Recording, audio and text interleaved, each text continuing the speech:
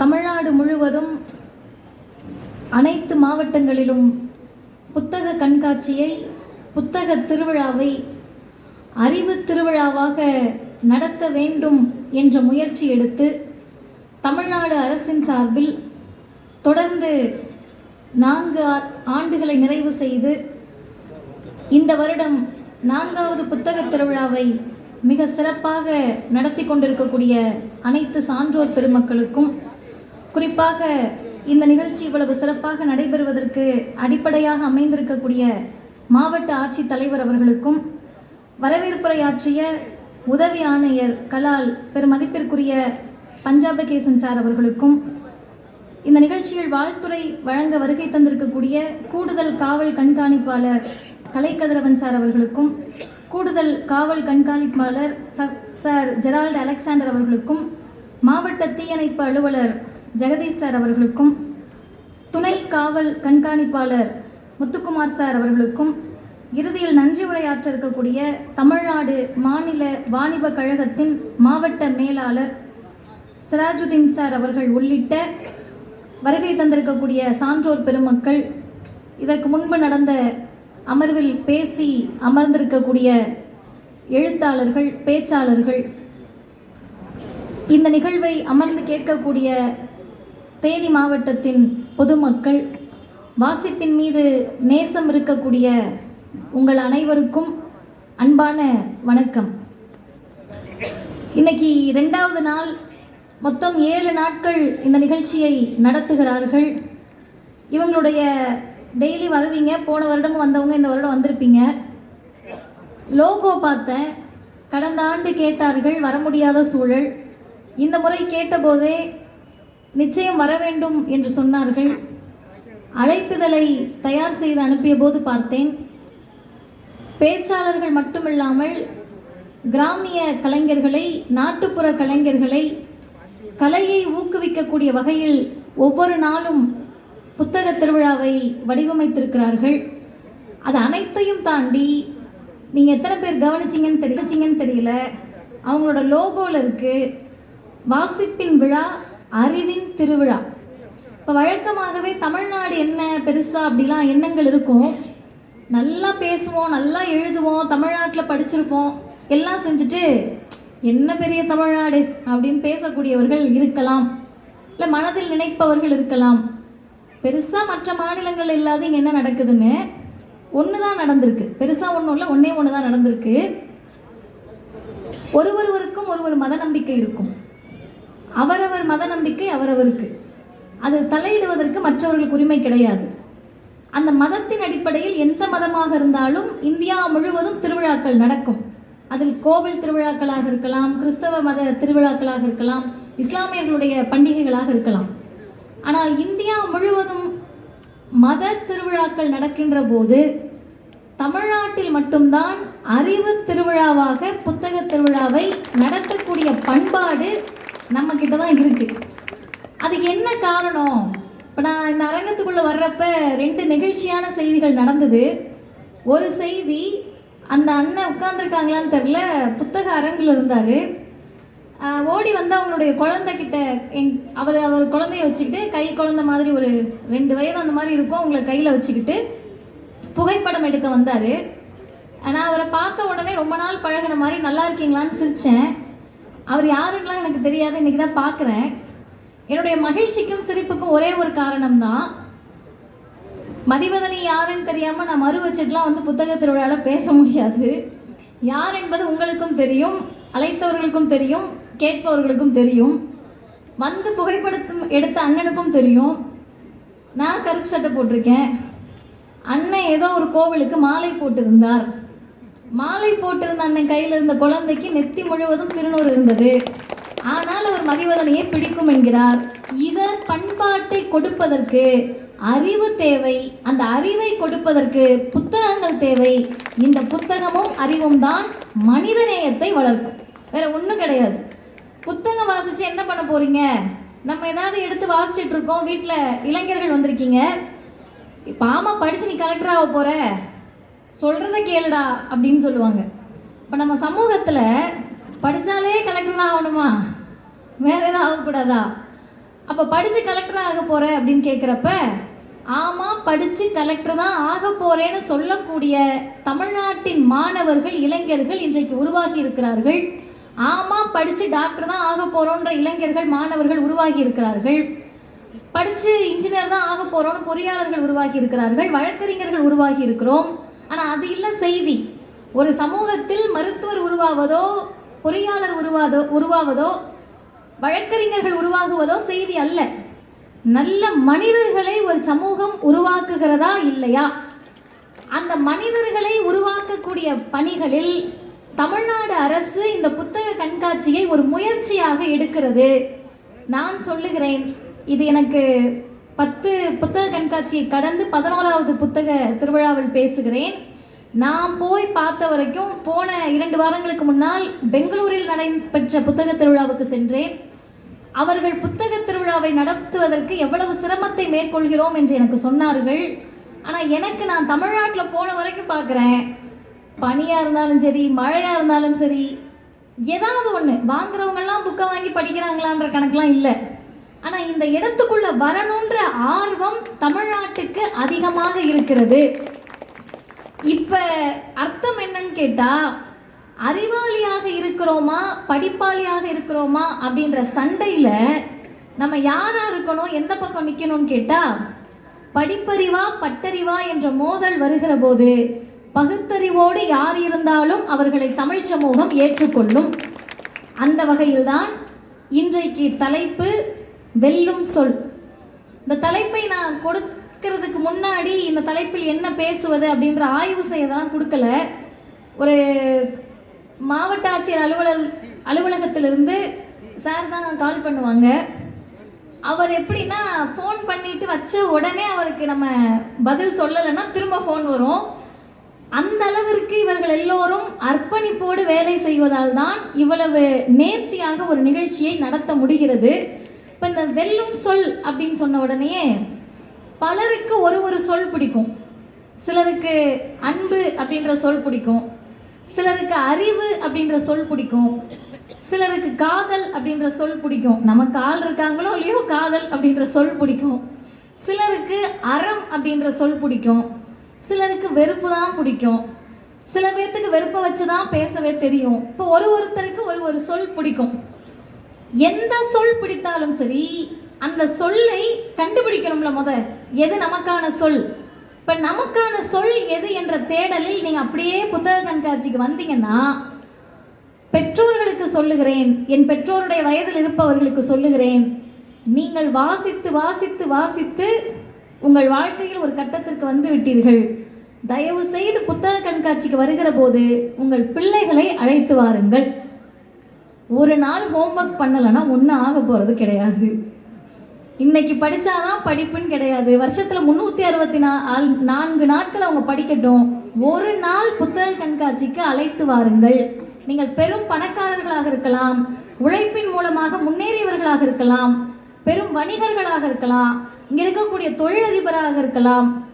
என் பிள்ளைக்கு நான் சொத்து சேர்த்து வச்சுருக்கேன், இங்கே பாருங்கள் இந்த பங்களா என் பிள்ளை இதுதான், இந்த நிலம்லாம் என் பிள்ளைக்கு தான் கொடுக்க போகிறேன், என் பிள்ளையை கல்யாணம் பண்ணிக்கிறவருக்கு தான் இதெல்லாம் அப்படின்னு நீங்கள் வரிசையாக சீர்வரிசை நகைகள், பணம், வீடு, வாசல், நிலம் எல்லாம் வாங்கி கொடுத்தாலும் அந்த பெண் குழந்தையினுடைய வாழ்வில் ஏற்படக்கூடிய சிக்கலை நீங்கள் கொடுத்த நிலம் தீர்க்காது.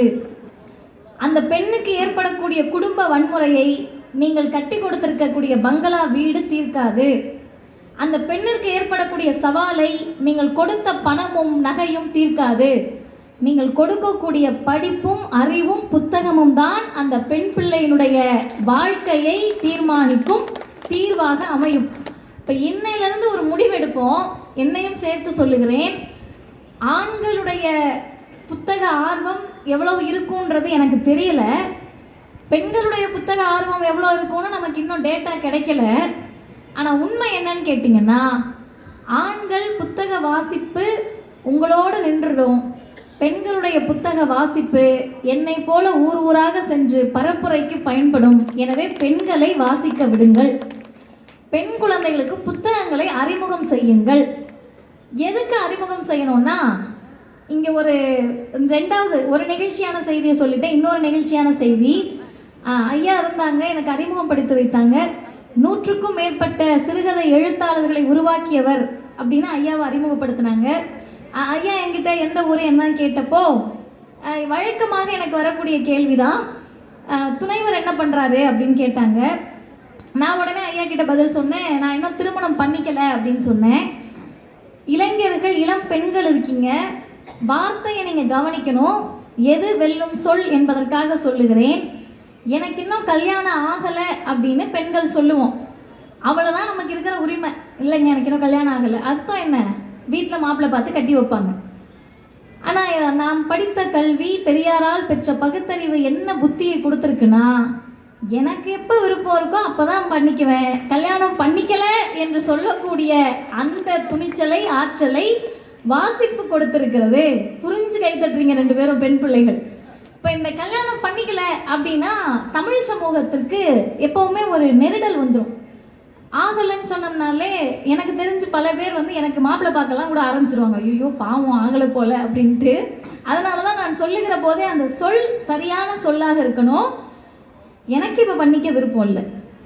இந்த உரிமை 30 வயதை நெருங்கி கொண்டிருந்தாலும் இதை சொல்லுவதற்கான துணிச்சல் எங்கிருந்து வரும் என்று சொன்னால், வாசிக்கக்கூடிய புத்தகத்தின் மூலமாக இருந்துதான் அந்த வெல்லும் சொல் நம் வாயிலிருந்து வெளிவரும். அதை சொல்லுவதற்கு வாசியுங்கள். இன்னொன்று, வயதானவர்கள் நிறைய படிப்பாங்க. இங்கே ஐயா ஒருத்தர் பார்ப்பதற்கே எனக்கு ரொம்ப அவருடைய காட்சியே அழகாக இருக்குது. இந்த வீடியோ ஸ்டாண்டுக்கு பின்னாடி உட்காந்து கண்ணாடி போட்டுட்டு ஐயா கேட்டுட்ருக்காரு. இங்கே 1 2 3 4 5வது வரிசையில் உட்காந்துருக்காங்க. ஃபோனை நீங்கள் தாங்க ஐயா ஃபோனை பாக்கெட்டில் வச்சுட்டு உட்காந்துருக்காங்க. இவர்களை போன்ற மூத்தவர்கள் வாசிப்பின் மீது எப்போதும் ஆர்வத்தில் இருப்பார்கள். ஏன் அந்த ஆர்வம் வந்தது அப்படின்னு ஆய்வெல்லாம் பண்ணலை. யதார்த்தமாக ஒரு புத்தகத்தை படிக்கின்ற போது எனக்கு தெரிஞ்சது. கடைசியாக அந்த புத்தகத்தின் பெயரை நான் சொல்லுகிறேன், வாய்ப்பிருப்பவர்கள் வாங்கி படியுங்கள். முன்னாடியே சொல்லிடுறேன், அந்த புத்தகத்தில் எல்லாவற்றையும் நாங்கள் ஏற்றுக்கொள்ளவில்லை, நான் ஏற்றுக்கொள்ளவில்லை, ஏற்றுக்கொண்ட வாசகத்தை மட்டும் சொல்கிறேன். உங்களுக்கு வயதாகி உடல் நடுங்கி கொண்டிருக்கலாம். வயசானா மட்டும் இல்லை, இப்போ எங்களுக்கு தான் உடல் நிறைய நடுங்குது குழுவில். ஆமாம் தானே? வயதாகி உடல் நடுங்கி கொண்டிருக்கலாம். உங்களுடைய உடலின் பாகங்களுடைய முனகல் சத்தங்கள் நடு இரவில் உங்களை தூங்க விடாமல் துன்புறுத்தி கொண்டிருக்கலாம். கால் வலிக்கும், கை வலிக்கும், முதுகு வலிக்கும். வயதானவர்களுக்கு உடலில் வரக்கூடிய வலியால் தூங்க முடியாமல் முணங்கிட்டு இருப்பாங்க. அதற்கடுத்து நீங்கள் நேசித்தவரை நீங்கள் இழந்திருக்கலாம். எல்லாருடைய வாழ்க்கையிலும் நிச்சயமாக ஏதோ ஒரு இழப்பு நேர்ந்திருக்கும். பைத்தியக்காரர்களால் உங்கள் உலகம் பந்தாடப்பட்டு கொண்டிருக்கலாம். அது வாஸ்தவமானது. திரும்பி பார்த்தா, சுற்றி பார்த்தா, நேராக பார்த்தா, டிவிக்கு போனால் எல்லா பக்கமும். 4வது முக்கியமானது, கீழானோரின் மனங்களில் உங்கள் கௌரவம் குழி தோண்டி புதைக்கப்பட்டிருக்கலாம். நல்லா தெரிஞ்சுக்கோங்க, சிந்தனையில் மேலானோர்கள் அடுத்தவருடைய கௌரவத்தை குழி தோண்டி புதைக்க மாட்டார்கள். கீழானோரின் மனதில் தான் அடுத்தவருடைய கௌரவம் குழி தோண்டி புதைக்கப்படும். இந்த 5ல் இங்கே இருக்கக்கூடிய எல்லோரும் நான் சவால் விட்டு சொல்லுகிறேன், ஏதோ ஒரு வரிசையில் வந்துடுவோம். வயதாகி உடல் நடுங்கி கொண்டிருக்கலாம், தூக்கம் வராமல் உடலினுடைய பாகங்கள் முனகல் சத்தம் கேட்டுக்கொண்டிருக்கலாம், நேசித்தவரை இழந்திருக்கலாம். ஒரே ஒரு சின்ன திருத்தம், ஒரு மாற்றுத்திறனாளி சகோதரர் என்னிடத்தில் சொன்னார், பைத்தியம் என்ற வார்த்தையை நீங்கள் பயன்படுத்தக்கூடாது. காரணம், மன ரீதியாக மாற்றுத்திறனாளியாக இருப்பவர்களை பைத்தியம்னு சொல்கிறது அவர்களை உள்ள அளவில் பாதிக்கும். இதையே நான் ஏற்றுக்கிட்டு இதை பேசுகிறப்பெல்லாம் டிஸ்க்ளைமர் எதற்காக போடுவேன்னு சொன்னால், தமிழ்நாட்டில் மட்டும்தான் கூன் குருடு நொண்டின்லாம் சொல்லாமல் மாற்றுத்திறனாளின்னு சொல்லணும்னு ஒரு முதலமைச்சரே சொல்லக்கூடிய மண்ணாக தமிழ்நாடு தான் இருந்தது. அந்த வழியில் வந்த நம்ம அவருடைய உணர்வை புரிந்து கொண்டு எழுதியவருடைய சொற்களில் தான் நான் சொல்லுகிறேன். அதுக்கடுத்து முக்கியமானது, கீழானோரின் மனங்களில் நம்முடைய கௌரவம் குழி தோண்டி புதைக்கப்பட்டிருக்கலாம். இது ஏதாவது ஒன்றில் நம்ம படாத பாடுபடுறப்ப என்ன பண்ணுறது அப்படின்னு நம்ம நினைப்போம்ல, நிர்கதியாக நிற்போம்ல. நான் போகக்கூடிய இடங்களில் எல்லாமே சொல்லுவேன், நேசித்தவரை இழந்திருக்கலாம்ன்ற வார்த்தையை வாசிக்கின்ற போதெல்லாம் எனக்குள்ள ஏதோ ஆகும். காரணம், என்னுடைய தந்தை இறந்த போது எனக்கு வயது 15. 10வது படிக்கிறப்ப தந்தையை இழந்தவர்களுக்கு நான் சொல்லுவது புரியும். கைப்பிடித்து நடந்த தந்தை இன்றைக்கு உலகமே எனக்காக கரவொலி எழுப்பினாலும் கரவொலி எழுப்புவதற்கு இல்லை அப்படின்றது வாழ்நாள் சோகம் கொடுமை. இப்போ இதுல இருந்தெல்லாம் எப்படிங்க மீண்டு வர்றது அப்படின்னா, இந்த புத்தகத்தில் அந்த குறிப்பிட்ட எழுத்தாளர் பதிவு செய்கிறார், இது எது நடந்திருந்தாலும் பரவாயில்லை, இதிலிருந்து மீள்வதற்கு ஒரே வழிதான் இருக்கிறது, கற்றுக்கொண்டே இருங்கள், கற்பதை நிறுத்தி விடாதீர்கள், அதுதாங்க தீர்வு அப்படின்னு சொல்றாரு. இது இடம்பெற்ற புத்தகத்தின் பெயர் இக்கிகை. ஜப்பானிய புத்தகம், அதனுடைய மொழிபெயர்ப்பாக இக்கிகை அப்படின்ற புத்தகங்கள் இருக்கு. இதுல கற்றுக்கொண்டே இருக்கணும் அப்படின்ற ஆர்வத்தில் கண்டதை படித்தவன் பண்டிதன் ஆவான்ட்டாங்க. நம்ம ஆட்கள் கண்டதை மட்டுமே பார்க்க ஆரம்பிச்சிட்டாங்க. கண்டதை படிக்கணும் அப்படின்றதுல பல அர்த்தங்களை இன்றைக்கு பல பேர் சொல்றாங்க. கண்டு அதை படிக்கணும்னு சொன்னாங்க, கண்டதை படிக்கணும்னு சொல்லலை, தெளிவா படிக்கணும்னு சொன்னாங்க, ஆழமா படிக்கணும்னு சொன்னாங்க. நம்ம ஆட்கள் ஏதோ ஒன்றா புரிஞ்சுக்கிட்டாங்க அப்படின்னு பல பேர் பல அர்த்தங்கள் சொல்லுகிறார்கள். இன்றைக்கு காலையில் கருமாத்தூர், உங்கள் எல்லாருக்கும் தெரிந்த பகுதி, அதில் இருக்கக்கூடிய ஒரு கல்லூரியில் பேசிவிட்டு தான் நான் இந்த நிகழ்ச்சிக்கு வந்தேன். ஏறக்குறைய 2000 மாணவர்கள் அமர்ந்திருந்த அரங்கம் அது. ஆண் மாணவர்கள், பெண் மாணவர்கள். பெண்களுக்கு சொல்லுகிறேன், நீங்களே நம்மளை சொல்லிக்கிறப்ப நாங்கள் மாணவிகள் சொல்லுங்க, தப்பு கிடையாது. ஆனால் மாணவர் அப்படின்ற சொல்லும் நமக்கானது தான். மாணவன் ஆண்பால், மாணவி பெண்பால், மாணவர் பொதுப்பால், விகுதி நமக்கும் வரும். நாமும் மரியாதைக்குரியவர்கள் தான். தலைமை ஆசிரியர் அப்படின்னா 2 பேரும் தான். நம்ம ஆட்கள் என்ன பண்ணுவாங்கன்னா, ஆசிரியர் அப்படின்னு ஒரு ஆணை அறிமுகப்படுத்திடுவாங்க, இவங்க தலைமை ஆசிரியை அப்படின்னுவாங்க. என்னுடைய அம்மா ஓய்வு பெற்ற தலைமை ஆசிரியர். மறந்தும் கூட எங்கள் அம்மா தலைமை ஆசிரியையா இருந்தேன்னு சொன்னால் எனக்கு கோவம் வரும். சரி, நீ தலைமை ஆசிரியை, நான் அவங்க தலைமை ஆசிரியன் அப்படிதானே இருந்திருக்கணும், இன்னாதானே இருந்திருக்கணும். அவருக்கு வருகிறதுனா உனக்கும் வரும். நாமும் பொதுப்பாலுக்கு தகுதியானவர்கள், மரியாதைக்குரிய சொல்லுக்கு தகுதியானவர்கள். அந்த சொல்தான் வெல்லும் சொல்லாக தமிழ்நாட்டில் இருக்க முடியும்.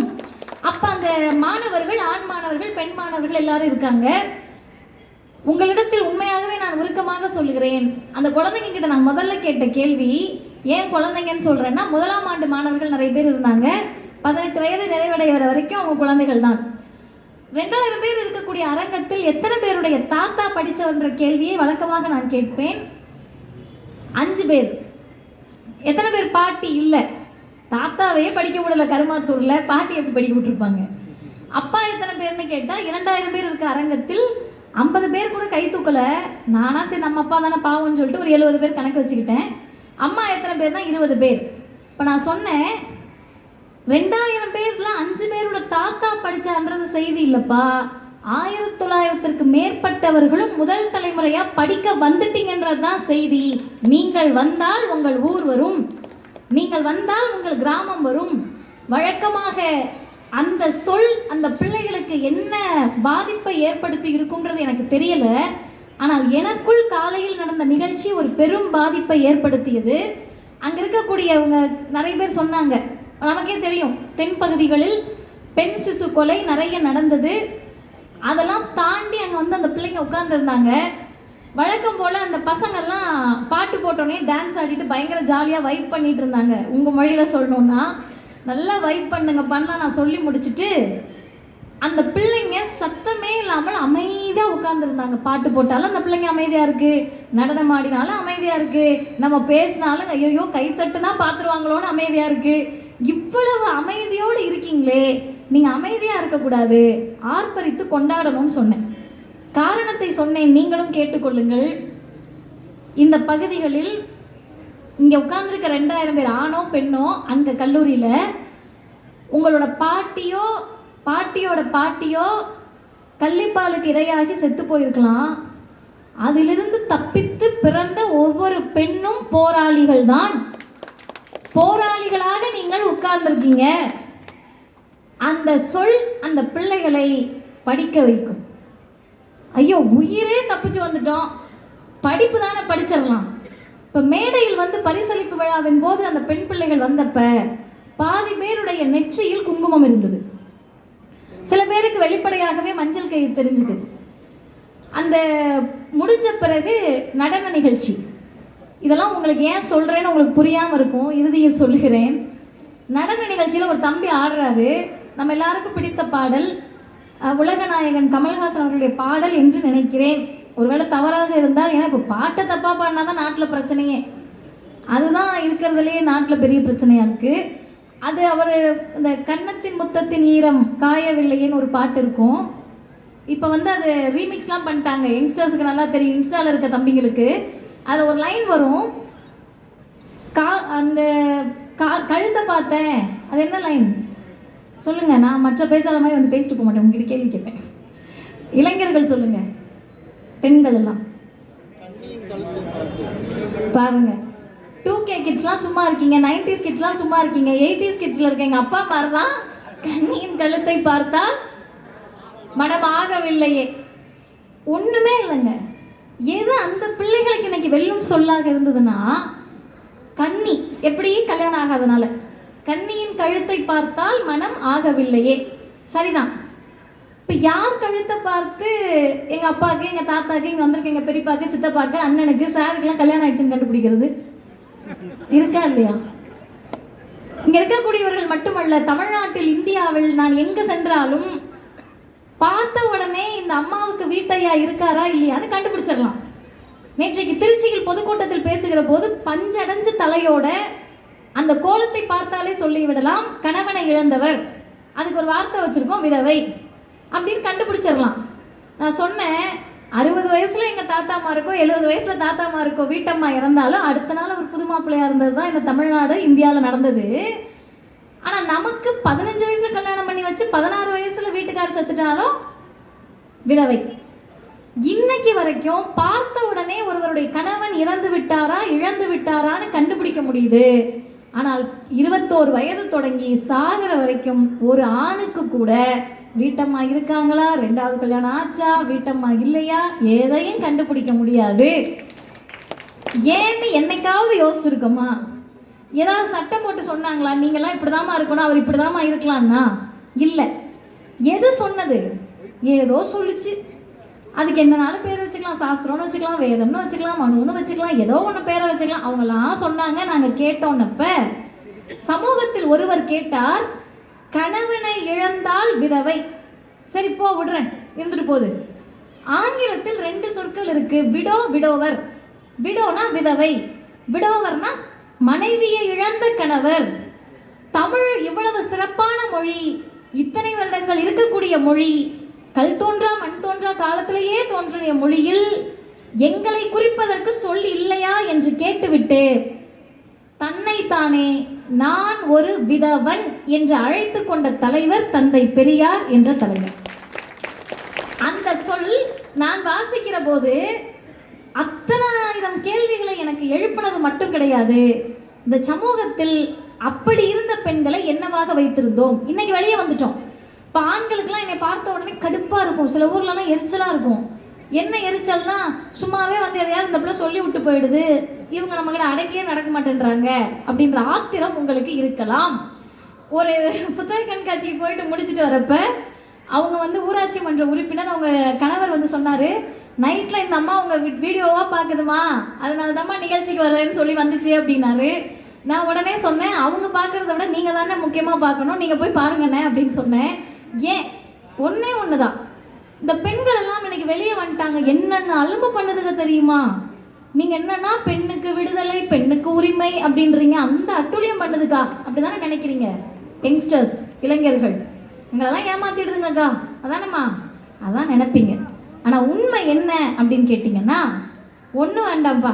இப்போ ஒரு நடன நிகழ்ச்சி, கிராமிய நிகழ்ச்சி, நாட்டுப்புற கலைஞர்கள், நேற்றைக்கு வந்த இசைக்கலைஞர்கள், யாரோ ஒருத்தவங்க ஆடுறாங்க, பொங்கல் விழாலாம் ஊரில் நடக்கும், ஏறி குதிச்சு ஆடிக்கிட்டு இருப்பீங்க, பசங்கள்லாம் பயங்கரமாக வைப் பண்ணிட்டு இருப்பீங்க. இதே மாதிரி இன்னைக்கு காலையில் கல்லூரியில் எனக்கு இன்ட்ரொடக்ஷனுக்கு பிஜிஎம் போட்டதான் அவனுங்க டான்ஸுன்னு நினச்சி ஆட ஆரம்பிச்சிட்டானுங்க தம்பிங்க. அப்புறம் அவங்களெல்லாம் உட்கார வச்சு பேசுகிறப்ப நான் சொன்னேன், ஒரே ஒரு நூல் அளவு வித்தியாசம்தான் இந்த உரிமையில், ஒன்றும் கிடையாது. நீங்கள் எந்திரிச்சு ஆடினா ஆடாதீங்க உட்காருன்னு சொல்லுவோம், ஆமாம் தானே, ஆடாதீங்க உட்காருன்னு. பெண் பிள்ளைங்க ஆடினா என்ன ஆட்டம் ஆடுது பாருணும், வேற ஒன்றும் இல்லை, அவ்வளவுதான் வித்தியாசம். இப்போ இந்த சொல் எப்படி வேணாலும் புரிஞ்சுக்கலாம்ல. இப்போ என்னை பார்த்து என்னம்மா பேசுது அந்த பிள்ளைன்னு சொல்லலாம், என்னம்மா பேசுது இந்த பிள்ளை அப்படின்னு சொல்லலாம்ல. எந்த சொல் வெல்லும் சொல்லாக இருக்கும் உண்மையான்னு கேட்டால் ஏதாவது ஒரு மாற்றத்தை ஏற்படாத எந்த சொல்லும் வெல்லும் சொல் கிடையாது. ஏதாவது பிடிச்சி உழுக்கணும்ல. சும்மா 1 மணி நேரம் பேசிட்டு போன பிறகு நீங்கள் வீட்டுக்கு போனோன்னா உங்களுக்கு நிம்மதியாக தூக்கம் வந்தால் அது எப்படி வெல்லும் சொல்ல இருக்க முடியும்? ஆமாம், நம்ம ஏதோ இடத்துல தப்பாக இருந்திருக்கோன்னு தோண வைக்கணும். இல்லை நம்ம சரியாக தான் இருந்திருக்கோம் நம்மளை பெருமைப்பட வைக்கணும். சரி, நம்ம போய் இப்படி இருந்துட்டோமா நம்மளை கவலைப்பட வைக்கணும். இனிமே இப்படி இருக்கக்கூடாதுன்னு மாற்றம் வரணும். இது எதையுமே சொல்லலைன்னா புத்தக கண்காட்சி எதற்கு? நம்ம எதுக்கு பேசணும்? அப்படிலாம் இல்லைங்க. இன்னைக்கு தமிழ்நாட்டில் பல பேர் ஒன்றுமே இல்லாமலாம் பேசிக்கிட்டு தாங்க இருக்காங்கன்னு நீங்கள் நினைக்கலாம். அந்த சொற்களும் வெல்லாது, அவர்களாலும் வெல்ல முடியாது. அது தமிழ்நாட்டினுடைய பண்பு. அந்த இடத்திலிருந்து சொல்லுகிறேன். இலக்கியத்தை பற்றி நிறைய பேசுகிறோம், பேசிக்கொண்டே இருக்கிறோம். இலக்கிய திருவிழாக்களை நடத்துகிறோம். இங்கே பார்த்த சார் கூட சொன்னார், வைகை தமிழ் சங்கம் இருக்கிறது, தமிழ்நாடு அரசின் சார்பில் வைகை திருவிழா நடத்துகிறாங்க, பொருணை திருவிழா நடந்திருக்கு, எல்லாமே நடந்து கொண்டிருக்கிறது. இந்த நேரத்தில் தான் இலக்கியத்தை படித்து வாசித்து புரிந்து கொண்டு அந்த இலக்கியத்தை அடிவொற்றி அப்படியே வாழப்போகிறோமா, அல்லது அந்த இலக்கியத்தில் ஏதாவது மாற்றம் ஏற்படுத்த போகிறோமா அப்படின்னு யோசிக்கிறப்ப தான் ஒரு சங்க இலக்கிய பாடல். இங்கே இருக்கக்கூடிய ஆசிரியர்கள் நிறைய பேர் இருக்கீங்க, ஏதாவது ஒரு சொல் தவறாயிட்டா மன்னிச்சிருங்க, முன்னாடியே சொல்லிடுறேன். அந்த சங்க இலக்கிய பாடலை படிச்சுட்டு எனக்கு நிறைய தோணுச்சு. இங்கே பார்த்தா பாதி பேர் ஆசிரியர்கள் தான் இருக்கீங்க.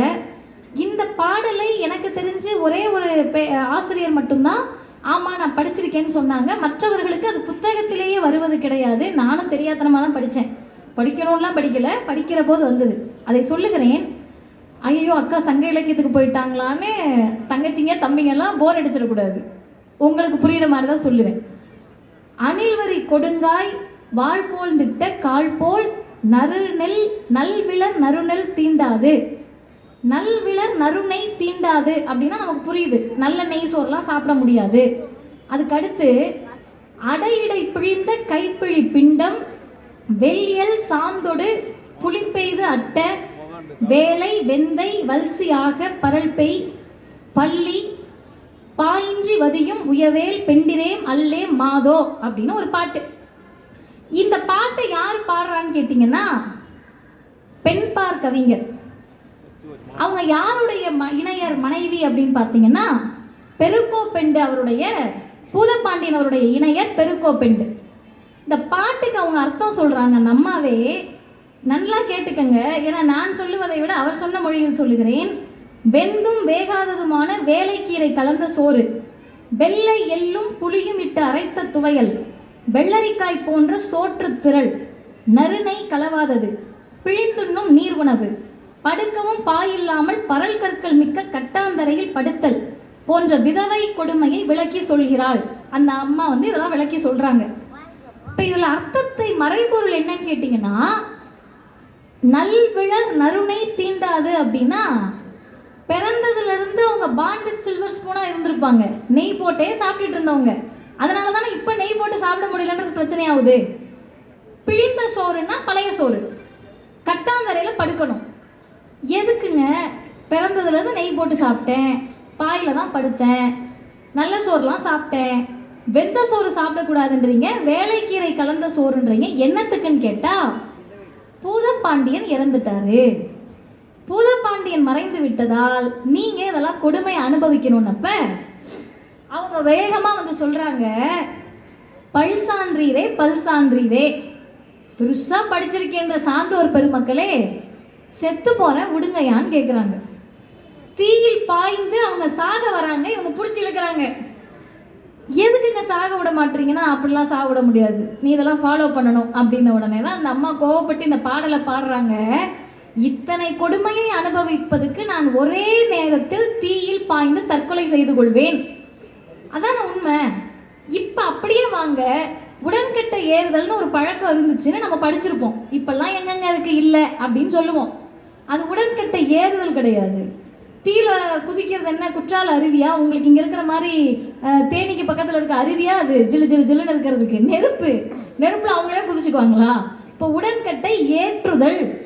உடன்கட்டை ஏறினா கூட பரவாயில்ல, விதவை கொடுமையை அனுபவிக்க முடியாது என்று சொன்ன அந்த பெண்பார் கவிஞரும் புரட்சியாளர் போராளி தான். அவங்க தலைமுறைக்கு அது போராட்டம் தானே. இன்னைக்கு தலைமுறைக்கு நான் இப்படிலாம் இருக்க முடியாது, நம்ம பேசுறது போராட்டம்னா அவர்கள் முன்னால் கேள்வி கேட்ட அந்த பாடல் போராட்டம் தான். இப்போ இதில் இருந்து நம்ம எந்த சொல்லை எடுத்துக்கொள்ள போகிறோம் அப்படின்னு சொன்னால், யார் உண்மையான சான்றோர்? அந்தந்த சமூகத்திற்கு தேவையான மாற்றத்தை ஏற்றுக்கொள்ள தயாராக இருப்பவர்கள் தான் உண்மையான சான்றோர் பெருமக்கள். வயதில் மூத்தவர் என்பதால் ஒருவர் சான்றோர் அல்ல, கற்றறிந்தவர் என்பதால் ஒரு சான்றோர் அல்ல. சில பேர் வந்து பேருக்கு பின்னாடி 10 டிகிரி போட்டிருப்பாங்க, மனுஷங்களை மேலே கீழே பார்த்து பழகுவாங்க. எதுக்கு படிச்சுட்டு? சில பேர் பயங்கரமாக படிச்சிருப்பாங்க, மருத்துவர்னு வாங்க, டாக்டர் எல்லாமே, இன்ஜினியர் எல்லாம் சொல்லுவாங்க. மனிதர்களை பார்த்த உடனே அவங்க தலையில் தொப்பி இருக்கா, குள்ளா இருக்கா, சிலுவை இருக்கான்னு பார்த்தா எதுக்கு அந்த படிப்பு? மனிதரை மனிதராக பார்க்க தெரிந்தவர்கள் தான் சான்றோர். அந்த சான்றோராக இருப்பதற்கு எந்த சொல் தமிழ்நாட்டில் பயன்பட்டது? ஒரே ஒரு சொல் தான் தமிழ்நாட்டில் நம்மை சான்றோராக மாற்றியது. ஒரே ஒரு சொல். நீங்கள் எவ்வளோ நேரம் படிச்சிருக்கலாம்ப்பா, தலைமுறையாக படிக்காமல் இருந்திருக்கலாம்ப்பா. இந்த பகுதிகளில் பார்ப்பதற்கு தான் ட்ரை ஏரியான்னு சொல்லுவாங்க. நான் பார்த்தவரை பல படிப்பாளிகளும் படைப்பாளிகளும் இருக்கக்கூடிய பகுதி. படைப்பாளிகளை பற்றி பேசுகிற போது மண்ணின் மைந்தர்களாக இருந்து தங்களுடைய கலை உணர்வை காட்டியவர்கள், எல்லாவற்றையும் தாண்டி மொழிக்காக உயிர் நீக்குவதற்கு தயாராக இருந்த பெருமக்களை கொண்ட பகுதிகளில் ஒன்று இந்த தேனி மாவட்டம். வரலாற்றை எடுத்து பார்த்தா 14 வயசுல 15 வயசுலலாம் மொழி போருக்காக தமிழை காக்க வேண்டும் என்று வீதியில் இருந்து உயிர் நீத்தவர்களை பெற்ற பல மாவட்டங்களில் ஒன்று தேனி, கம்பம்லாம். இப்போ இந்த மாதிரியானவர்கள் எல்லாம் சான்றோர்களான்னு கேட்டால் ஆமாம். அவங்க என்ன அதுக்கு டிகிரி முடிச்சிருக்கணும்னு அர்த்தமா? என் மொழியை நான் காப்பேன் என்பதல்ல செய்தி. வேறு மொழியால் எங்கள் மொழியின் மீது ஆதிக்கம் செலுத்துவார்கள்ன்றதும் செய்தி இல்லை. நீங்கள் நல்லா தெரிஞ்சுக்கணும். இந்த மொழி வேணாம், அந்த மொழி வேணான்னு தமிழ்நாடு சொல்லுதுன்னா அதோட அர்த்தம் அதெல்லாம் வேண்டான்றது கிடையாது. அந்த ஆதிக்கம் வேண்டான்னு ஏன் சொல்கிறோம்னா, நம் பண்பாடு வேறு, அவர்கள் பண்பாடு வேறு. நம் பண்பாடு என்னன்னா, பிடிக்குதோ இல்லையோ பிறப்புக்கும் எல்லா உயிருக்கும்னு நீ வேஷமாவது கட்டிட்டு ஆடணும் இங்க. ஆமாவா இல்லையா? உங்கள் மனதில், ஆழ் மனதில் நீங்கள் ஒரு ஜாதிய சிந்தனையாளராக இருக்கலாம். இதெல்லாம் பேசினா அடுத்த முறை புத்தக திருவிழாவில் கூப்பிடுவாங்களான்னு தெரியாது. கூப்பிடனாலும் பிரச்சனை இல்லை, வந்துட்டேன் 10 நிமிஷம் அவங்க மைக்கை வாங்க முடியாது, அதனால பேசிட்டு போயிடுறேன். நீங்கள் ஆழ் மனதில் ஏதோ ஒரு சிந்தனையாளராக இருக்கலாம், மதத்தின் மீது பற்று இருக்கக்கூடியவர்களாக இருக்கலாம், நீங்கள் என்ன வேணால் இருக்கலாங்க. ஆனால் தமிழர் அப்படின்னு நீங்கள் பெருமையாக சொல்லணும்னா ஒரு குவாலிஃபிகேஷன் இருக்கணும். பிஏ தமிழ் முடிக்கணுமா, எம்ஏ தமிழ் முடிக்கணுமா, பிஹெச்டி முடிக்கணுமா, அது இல்லை கணக்கு. கீழடியை ஏற்றுக்கிட்டு இருந்தானா நீங்கள் தமிழராக இருக்க முடியும்? அதெல்லாம் முடியாது. நான் கீழடியை ஏற்றுக்க முடியாதுன்னா தமிழராக இருக்க வாய்ப்பில்லை. ஏன் அப்படின்னு அர்த்தத்தை சொல்கிறேன். கீழடி பேசிய சமத்துவத்தை ஏற்றுக்க முடியலன்னு அர்த்தம். கீழடியை ஏற்றுக்கொள்ள முடியவில்லை என்று சொன்னால் கீழடி பேசிய அனைவரும் சமம் என்பதை ஏற்றுக்கொள்ள முடியவில்லைன்னு அர்த்தம். ஏன்னா தோண்டிக்கிட்டே இருந்தாங்க ரொம்ப வருஷமா. தோண்டி தோண்டி தோண்டி எடுத்து பார்த்தா 3 விஷயத்தை தவிர எல்லாமே கிடைச்சிச்சு. கீழடியில் பொருட்கள் கிடைத்தது, தமிழருடைய பண்பாட்டு சான்றுகள் கிடைத்தது, எழுத்துகள் கிடைத்தது. இதெல்லாம் வச்சு சுட்ட பானைகளை வைத்து அதில் எழுதியிருந்ததை வச்சு பார்த்தீங்களா, எங்கள் ஆட்கள்லாம் படித்தவங்க, தமிழர்கள் எல்லாம் கடல் தாண்டி பயணம் செய்தவர்கள்னா சொன்னோம். கிடைக்காத 3 என்ன? வெல்லும் சொல்லில் அடுத்த சொல்லை சொல்லுகிறேன், உள்வாங்கிக் கொள்ளுங்கள் இளைஞர்களே. இல்லை அப்படின்றது தான் அடுத்த சொல். என்ன இல்லை? கீழடியில் தோண்ட தோண்ட 3 விஷயம் இல்லை. ஒன்று ஜாதி, இன்னொன்று மதம், 3வது சாமி. ஜாதி, மதம், சாமி இல்லை.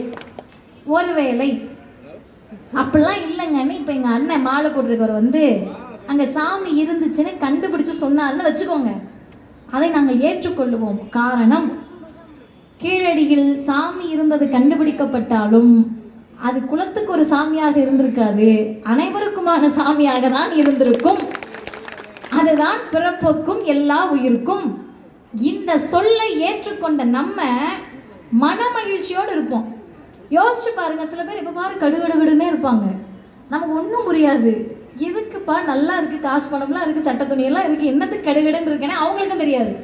அப்புறம் நமக்கு பெண்களுக்கு ஸ்ட்ரெஸ் வந்துடும், ஆண்களுக்கு என் தம்பிங்களுக்கு இங்கே உட்காந்துருக்கிறதே ஸ்ட்ரெஸ்ஸு தான். எல்லாமே ஸ்ட்ரெஸ் அப்படின்வாங்க. கல்லூரிகளில் போய் கேட்டோடனே அக்கா ஒரே ஸ்ட்ரெஸ்ஸுக்கான்னுவாங்க. ஏன்டா ஸ்ட்ரெஸ்ஸு, டேட்டா முடிஞ்சு போச்சான்னு நான் கேட்பேன். 50% டேட்டா கன்சியூம்டு அப்படின்னா ஸ்ட்ரெஸ்ஸு, 75% டேட்டா கன்சியூம்டுனா ஸ்ட்ரெஸ்ஸு. இன்ஸ்டா ரீல்ஸ் பைக்கில் போயிட்டு இருக்கப்போ பஸ்ஸில் போகிறப்ப பார்த்தா சுத்த ஆரம்பிச்சிருச்சுன்னா ஸ்ட்ரெஸ்ஸு. 30 செகண்ட் பார்த்து முடிக்கணும்ல, அதுக்குள்ளே சுத்த ஆரம்பிச்சா ஸ்ட்ரெஸ்ஸு. இப்போ நான் என்ன சொல்கிறேன்னா, நம்ம தலைமுறையினால் என்னாலையும் உங்களாலையும் ஸ்ட்ரெஸ்ஸுக்கு இருக்க மரியாதையே போயிடுச்சு. இப்போ அப்படி இருக்கக்கூடிய இளைஞர்கள் நம்ம மனமகிழ்ச்சியோடு இருக்கணும்னா என்னப்பா பண்ணணும்? நமக்கு மூத்தவங்கெல்லாம் வெறுப்பாக இருப்பாங்க, எரிச்சலாக இருப்பாங்க, எதுக்கு சிடுசிடுனே இருக்காங்கன்னு தெரியாமல் இருப்பாங்க. ஆனால் நாம் மனமகிழ்ச்சியோடு இருப்பதற்கு ஒரே ஒரு, அதை நீங்கள் என்ன வேணால் எடுத்துக்கலாம். உங்கள் மொழியில் நீங்கள் எடுத்துக்கொள்ளலாம், வாய்ப்பாக எடுத்துக்கொள்ளலாம், இல்லை அதுதான் தந்திரமாக எடுத்துக்கொள்ளலாம், சூட்சமமாக எடுத்துக்கொள்ளலாம், விதியாக எடுத்துக்கொள்ளலாம், என்னன்னாலும் எடுத்துக்கொள்ளலாம். என்னன்னா, மற்றவங்களை நீங்கள் பார்க்குறப்ப ஆள் மனசில் ஒரு பொறாமை வந்துச்சுன்னு வச்சுக்கோங்களேன், அந்த பொறாமையினால எதிரில் இருக்கவங்களுக்கு அம்மஞ்சல்லிக்கு பிரயோஜனம் இல்லை. அவங்கள அது பாடே படுத்தாது. பொறாமையாக இருக்கேன் நான் உன் மேலேன்னு போய் சொல்ல முடியுமா? அப்பா எனக்கு ஒன்று பார்த்தாலே பொறாமையாக இருக்குப்பா, விளையாட்டாக சொல்லலாம். இப்போ என்னை பார்த்து நிறைய பிள்ளைங்க சொல்லுவோம், அக்கா உங்களை பார்த்தா பொறாமையாக இருக்கா, ஜாலியாக இருக்கீங்கக்கா, எங்கனாலும் போகிறீங்க எங்கனாலும் வரீங்க. அது பொறாமை இல்லை, ஏக்கம். இப்படி இருக்க முடியாதா என்ற ஏக்கம். அப்படி இல்லாமல் எங்கேயோ உட்காந்துக்கிட்டு ஓ வாயா பேசுகிற என்ன பண்ணுறேன் பாருன்னு மனசுக்குள்ள ஆள் மனதில் இருந்தால் அது பொறாமை. அந்த பொறாமையால் எனக்கு ஏதாவது ஆக போதா? அவங்களுக்கு என்ன ஆகும்? நெஞ்சு வலி வந்துடும் ஒரு நாளில். இப்போ நம்ம மனமகிழ்ச்சியாக இருக்கணும்னா இளைஞர்களை நல்லா கேட்டுக்கங்க, தீய எண்ணங்கள் இல்லாதவர்கள் தான் மனமகிழ்ச்சியோடு இருக்க முடியும். அடுத்தவர்களை பார்த்து பொறாமை இல்லாத வாழ்க்கை, அடுத்தவர்களை பார்த்து எப்போ பாரு அவங்களுக்கு ஒரு சாயம் பூசிக்கிட்டே இல்லாமல் இருந்தோம்னா தான் மனமகிழ்ச்சியோடு இருக்க முடியும். சாயம் பூச தோன்று ஆரம்பிச்சிங்கன்னு வச்சுக்கோங்க, இந்த ஒரு படத்தில் வரும்ல, உருப்பிட மாட்டேடா உருப்பிடவே மாட்டேன் அப்படின்ற மாதிரி அந்த சொல் மாறிவிடும். இதுக்கெல்லாம் சேர்த்து 3 செய்திகளை சொல்லி நான் நிறைவு செய்கிறேன். இத்தனை வெல்லும் சொன்னேன். முதல்ல சொன்னது என்ன, 2வது சொன்னது என்ன, 3வது சொன்னது என்ன, திரும்ப எங்கிட்ட கேட்டிங்கன்னா நானே சொல்ல முடியாது, அதனால் நான் உங்கள்கிட்ட கேட்க மாட்டேன். அன்பாக இருக்கலாம், அறிவாக இருக்கலாம், அறமாக இருக்கலாம், பிறப்புக்கும் எல்லா உயிர்க்குமாக இருக்கலாம், கற்றுக்கொண்டே இருப்பதாக இருக்கலாம், நீங்கள் போராளிகள் என்ற சொல்லாக இருக்கலாம், அவர்கள் விதவை என்றால் நான் விதவன் என்று சொல்லுவதற்கு தயாராக இருங்கள் என்ற சொல்லாக இருக்கலாம், பொறாமைப்படாதீர்கள் என்ற சொல்லாக இருக்கலாம், மனிதராக இருங்கள் என்று சொன்ன சொல்லாக இருக்கலாம். இதில் எந்த சொல் வேண்டுமானாலும் வெல்லும் சொல்லாக இருக்கலாம். ஆனால் ஒட்டுமொத்த தமிழ்நாட்டுக்கும் சேர்ந்து ஒரு சொல் தான் வெல்லும் சொல்லாக இருந்தது, இன்றைக்கு வென்று நிற்கும் சொல்லாக இருக்கிறது. அது என்னன்னு கேட்டிங்கன்னா, அடிப்படையாக மனித வாழ்வுக்கு எது தேவை அப்படின்னு நான் கேட்டேன்னா எல்லாரும் பதில் சொல்லுவீங்க. வழக்கமாக பதில் சொல்ல முடிந்த கேள்விகளுக்கு நான் பந்தயம் கட்ட மாட்டேன். இன்னைக்கு காலையில் பந்தயம் கட்டினேன் பிள்ளைங்க கிட்ட, 5000 ரூபா பந்தயம், காசு பேக்கில் இல்லை ஜிபே பண்ணிடுறேன்னு பந்தயம் கட்டினேன். என்ன பந்தயம்னா, இங்கே இருக்கவங்க யாராவது சொல்லி கூட பரிசு வெல்லலாம். யாராவது ஒருத்தர் முன்வரிசை மேடை நான் நீங்கள் எங்கேயாவது நின்று கேட்டுக்கிட்டு இருக்க தம்பிங்க தங்கச்சிங்க அக்காங்க யாருனாலும், பிறந்தா நான் இந்த சமூகத்தில் தான் பிறப்பேன்னு அப்பாயின்மெண்ட் வாங்கிட்டு பிறந்தவங்க எழுந்து நின்னா 5000 ரூபாய் பரிசு. கேள்வியே முட்டாள்தனமான கேள்வி தானே நான் கேட்டது. அப்படி எப்படி பிறக்க முடியும்? பிறந்தா இந்த மதம் தான் அப்படின்னு பிறந்தவங்க யாராவது இருந்தால் சொல்லுங்கன்னு காலையில் கேட்டேன், கடல்லையே இல்லை. அப்படி எப்படி பிறக்க முடியும்? இப்போ உண்மை என்னன்னா, இன்னைக்கு நான் இவர், நான் அவர், நான் அப்படி இருந்தவர், நான் இப்படி இருந்த ஒன்றும் இல்லை. கப்பல் ஓடிச்சு, நம்ம பேரில் ஒன்றும் ஓடலை. நாம் எல்லோரும் படிப்புக்காக ஏங்கி கொண்டிருந்தவர்கள்.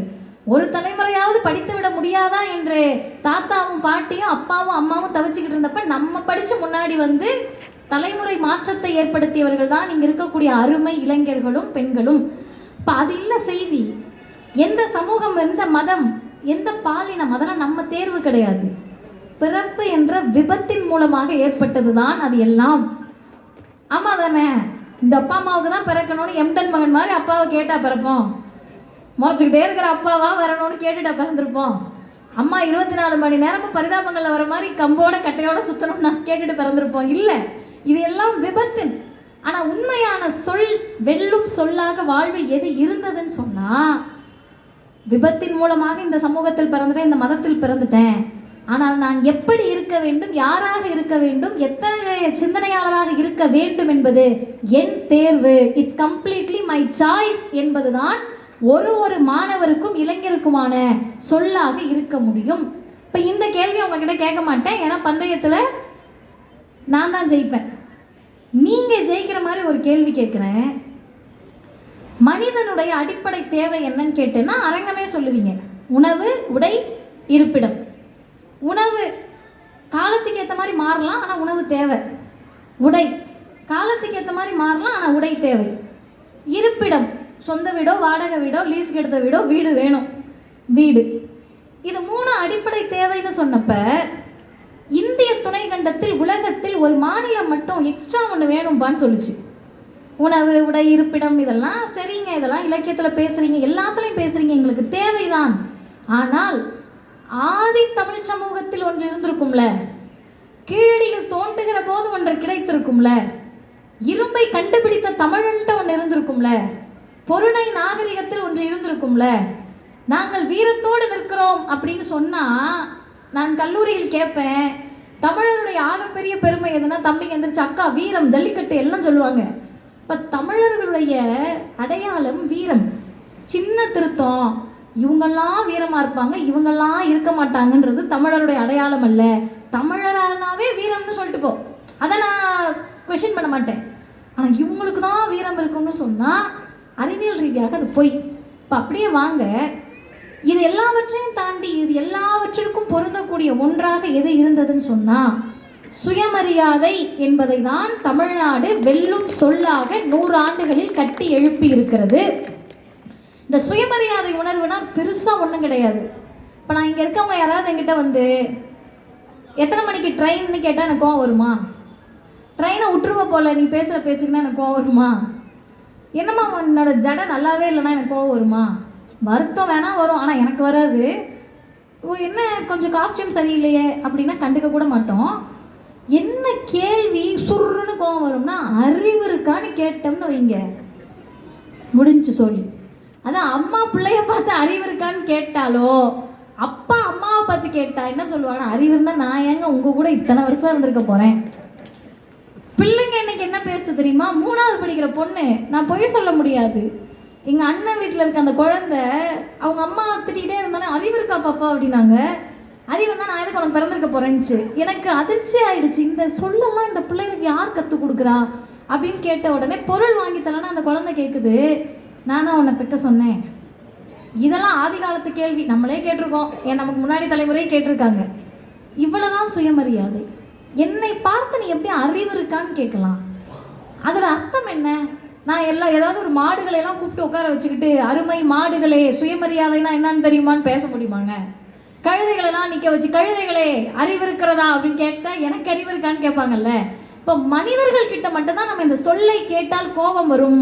ஏன் கோபம் வருதுன்னா அதற்கு பெயர் சுயமரியாதை.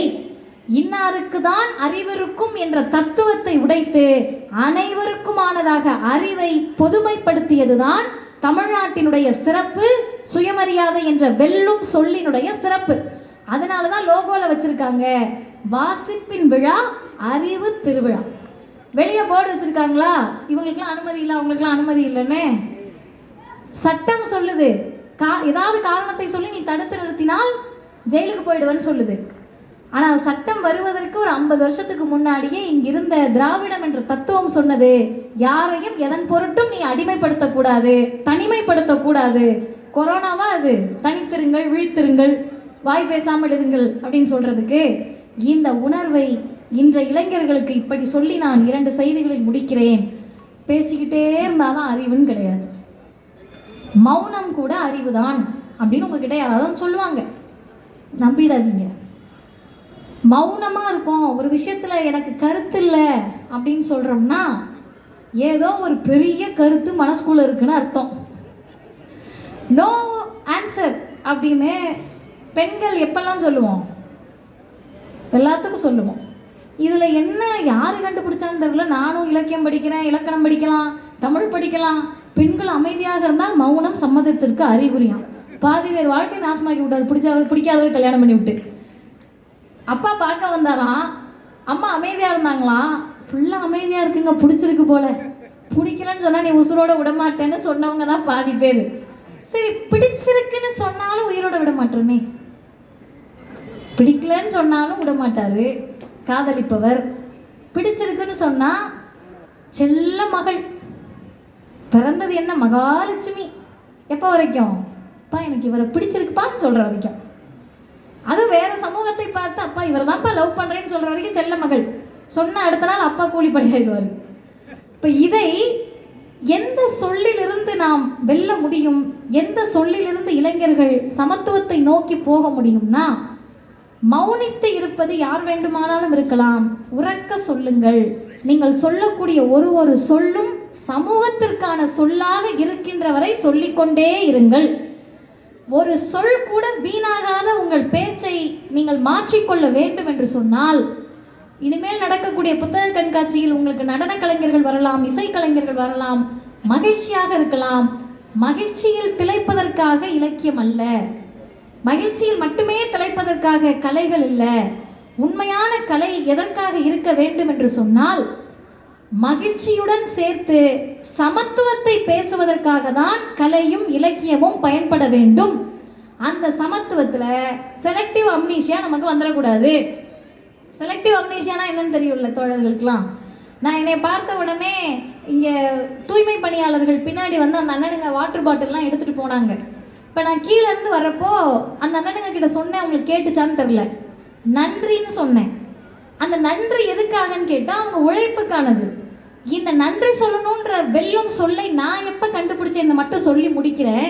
தஞ்சாவூர் தெரியும் உங்களுக்கு, நல்லா ஆர்வமாக கேட்டிங்கன்னா விடிய விடிய பேசுவேன் நான். நீங்கள் வேறு பார்த்துக்கிட்டே இருக்கீங்க, முடிக்க முடியல. தஞ்சாவூர்கிட்ட ஒரு ஊரில் போயிட்டு நிகழ்ச்சிக்கு பேச போனப்போ ஒரு அக்கா வந்து டீ கொடுத்தாங்க. இதெல்லாம் ஒரு கதையா? வழக்கம் போல் எல்லா பேச்சாளரும் அன்றொரு நாள்னு சொல்கிற மாதிரி கதைன்னு நினச்சிடாதீங்க. அவங்க எவிடன்ஸோடு இருக்காங்க, உங்களுக்கு யூடியூப்லலாம் இருக்குது.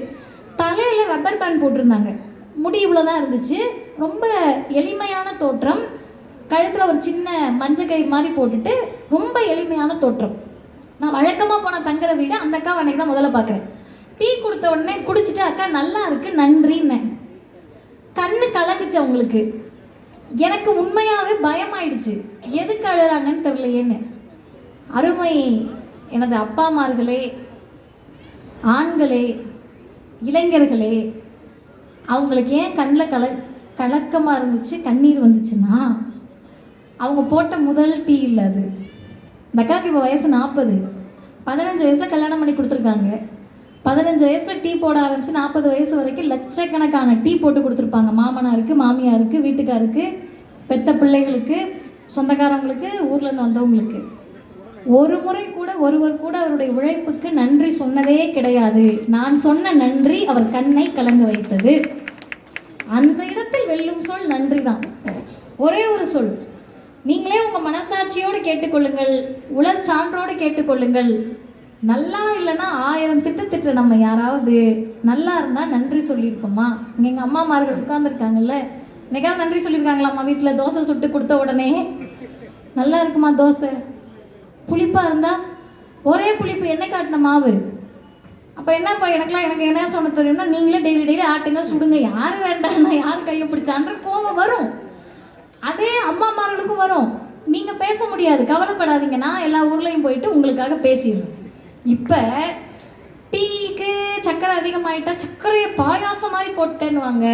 சர்க்கரை இல்லைன்னா உங்கள் அப்பா வாங்கி கொடுத்தாரு சர்க்கரை கொஞ்சம் போட்டால் என்னன்னு கேட்பாங்க. உண்மையாக நம்ம அப்பா தான் வாங்கி கொடுத்துருப்பாருன்னு வச்சுக்கோங்க. அந்த சர்க்கரை கூட சில வீட்டில் குறை சொல்லிக்கொண்டே இருக்கக்கூடிய மனிதர்களிடத்தில் நிறை சொல்லுவதற்கு பக்கமாக பேசணும்னு அவசியமே இல்லைங்க. அக்கா சூப்பராக இருந்துச்சுக்கா, டீ நல்லா இருந்துச்சுக்கா, நன்றி என்ற ஒரு சொல் போதும் பல பேருடைய உருக்கம் வெளிப்படும். அடுத்து அந்த அக்காவோட கையில் இங்கேருந்து இங்கே வரைக்கும் தீக்காயம் 10 காயத்துக்கிட்ட இருக்குது. அதை காட்டிட்டு அழுகிறாங்க. ஏன்க்கா அப்படின்னு கேட்டால், எதுக்கு என்கிட்ட சொல்லணும்னு தோணுச்சுன்னு நமக்கு தோணும்ல, நான் பாட்டு இருந்தேன்ல, என்கிட்ட எதுக்கு சொல்கிறீங்கன்னா, அவங்கக்கிட்ட யாருமே அவங்கள ரெகக்னைஸ் பண்ணல, அங்கீகரிக்கலை. அவங்க சொல்கிறாங்க, 15 வயசில் கல்யாணம் பண்ணி வச்சுட்டாங்க பாப்பா, இதெல்லாம் எனக்கு குடும்ப வன்முறையால் ஏற்பட்ட சூடு, புகைப்பிடிச்சிட்டு மாமனார் வச்ச சூடு, கணவர் வச்ச சூடு, இத்தனை சூடு இருக்கப்ப ஏன்க்கா கல்யாணம் பண்ணி வச்சாங்கன்னு கேட்டேன். அந்த அக்கா சொன்னது, 10வது ஃபெயில் ஆகிட்டேன்னு கல்யாணம் பண்ணி வச்சுட்டாங்க. கொஞ்சம் நல்லா கேட்டுக்கங்க. மதச்சார்பு, ஜாதி சார்பு, கட்சி சார்பு இதெல்லாம் கடந்து தமிழ்நாடு வென்ற இடம், இன்றைக்கு நாம் நிற்கக்கூடிய இடம் என்னன்னு கேட்டால் நான் நெகிழ்ந்து போனேன். 10வது ஃபெயில் ஆகிட்டாங்க, கல்யாணம் பண்ணி வச்சுட்டாங்க. படிக்க ஆசை இருந்துச்சான்னு கேட்டேன். 1 வருஷம் விட்டுருந்தாங்கன்னா படிச்சிருப்பேன். நானும் ஏதாவது வேலைக்கு போயிருந்தேன்னா இந்த கொடுமைலாம் நடக்காது. சரிக்கா, இப்போ என்ன பண்ணணும்னு நினைக்கிறீங்க? என்ன மாதிரிலாம் என் பிள்ளைய விட மாட்டேன். அது தமிழ்நாட்டில் படிச்சுக்கிட்டு இருக்குன்னாங்க. தமிழ்நாட்டில் படிச்சுக்கிட்டு இருக்குன்னா அப்போ அவங்க வேறு மாநிலத்தில் இருக்காங்கன்னு தானே அர்த்தம். எந்த மாநிலத்தில் இருக்காங்கன்னு கேட்டால் 15 வயசில் தஞ்சாவூரில் பிறந்தவங்கள ஆந்திராவில் கல்யாணம் பண்ணி வச்சுட்டாங்க. இப்போ அந்த ஆந்திராவில் இருக்காங்க. 25 வருஷம் கழிச்சு நான் போன அன்னைக்கு தமிழ்நாடு வந்திருக்காங்க. 5 பாடம் 10வதுல கணக்கு, அறிவியல், சமூக அறிவியல், ஆங்கிலம், தமிழ். இந்த 5ல் ஏதாவது 1ல் நம்ம பிள்ளை ஃபெயில் ஆகிடுச்சுன்னு வச்சுக்கோங்களேன். அடுத்த 1 வருஷம் படிக்கணும். திரும்ப அந்த 1 வருஷத்துக்குள்ளே ஜூனியர் வந்து அவங்க கிளாஸ்லேயே உட்காருவாங்க. தாழ்வு மனப்பான்மை ஆகிடும். ஸ்கூலை விட்டு ஓடி வந்துடும். எங்கள் சித்தியெல்லாம் அப்படி ஓடி வந்தவங்க தான். ஏன் சித்தி, அம்மா டீச்சராக இருக்காங்க, எல்லாரும் டீச்சராக இருக்காங்க, நீ மட்டும் படிக்கலைன்னு கேட்டால் 4வது ஃபெயில் ஆனாங்களாம். 4வது உட்காந்துருந்துருக்காங்க. பரவாயில்ல திரும்ப படிக்கலான்ட்டு. வீட்டில் நறுக்குனே ஒரு தங்கச்சியை கொட்டிக்கிட்டு இருப்பாங்கல்ல, அவங்க 3வதுல பாஸ் ஆகி 4வதுல வந்து உட்காந்துட்டாங்க உங்கள் பக்கத்தில். திரும்ப வீட்டில் என்ன வருது, மரியாதை, கௌரவம், அதனால பிடிச்சிட்டாங்க ஓட்டத்தை. 4வதோட படிப்பு முடிஞ்சிருச்சு. இப்போ 10வது ஃபெயில் ஆகிற பையன் 11வது திரும்ப 1 வருஷம் படிக்கணும்னு பக்கத்தில் வந்து உட்கார்ந்தா தாழ்வு மனப்பான்மையாகும், கோபம் வரும், படிக்க முடியாதுன்ட்டாங்க. இப்போ தமிழ்நாட்டினுடைய முதலமைச்சராக இருந்த கலைஞர் சொன்னார், 5 பாடமும் உனக்கு வரலன்னு இல்லைப்பா, தமிழ் வந்திருக்கு, ஆங்கிலம் வந்திருக்கு, அறிவியல் வந்திருக்கு, சமூக அறிவியல் வந்திருக்கு, கணக்கு மட்டும்தான் வரல. அதுக்கே 1 வருஷம் முழுசாக படிக்கணும். ஜூனில் எழுது, ஜூலையில் ரிசல்ட் வரட்டும், ஆகஸ்டில் அவங்க கூடயே சேர்ந்து 11வது படின்னு சொல்லி தமிழ்நாட்டின் வளர்ச்சியை தூக்கி நிறுத்தினோம். இதை இன்னைக்கு கேட்குறதுக்கு சாதாரணமாக இருக்குங்க. நான் ஒரே விஷயந்தான் நினச்சேன், அந்த அக்காவுக்கு அன்றைக்கு அந்த திட்டம் இருந்திருந்து தமிழ்நாட்டுக்குள்ளே அவங்க இருந்திருந்தாங்கன்னா கையில் அத்தனை சூடு கிடையவே கிடையாது. அதனால் ஒன்றை நினைவில் வைத்துக் கொள்ளுங்கள், எல்லாம் அழிந்துவிடும். மதிவதனி, பேர், புகழ், பெருமையெல்லாம் தொண்டை இருக்கிற வரைக்கும் தான். தொண்டையில் சொல் இருக்கிற வரை தான், ஆற்றல் இருக்கிற வரை தான். எது நம்மிடத்தில் இருந்து அழியாதது என்ற சொல்லை மட்டும் நான் சொல்லி நிறைவு செய்கிறேன். கடைசி வரை இருக்கிறீர்கள், எல்லாருக்கும் சேர்த்த சொல் இது. உங்கள் நெற்றியில் குறியீடு இருக்கலாம், இல்லாமல் இருக்கலாம், எப்படி வேண்டுமானாலும் நீங்கள் இருக்கலாம். எந்த சொல் நிரந்தரமான சொல்லாக நம் வாழ்வில் இருக்க முடியும் என்று சொன்னால், கொஞ்சம் பவுடர் லைட்டாக அதிகமாக போட்டிருக்கலாம் அப்படின்னு நீங்கள் யாராவது என்னை பார்த்து நினைக்கலாம். நான் நிகழ்ச்சிக்கு போகிறப்ப என் முடி இப்படி பறந்துருந்துச்சுன்னா இப்படி கரெக்ட் பண்ணி விடுறதுக்கெலாம் யாராவது வந்து சொல்லுவாங்க. ஆடைகள் பல இடத்துல நான் தான் சீஃப் கெஸ்ட், சிறப்பு விருந்தினர்னே தெரியாது.